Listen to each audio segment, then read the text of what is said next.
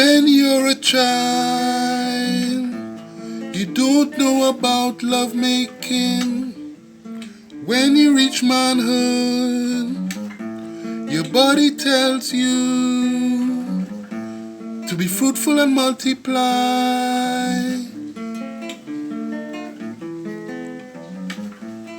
That's God's plan, to be fruitful and multiply.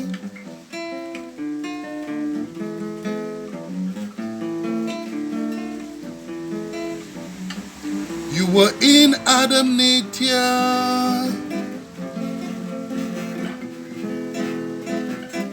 You were in Adam nature.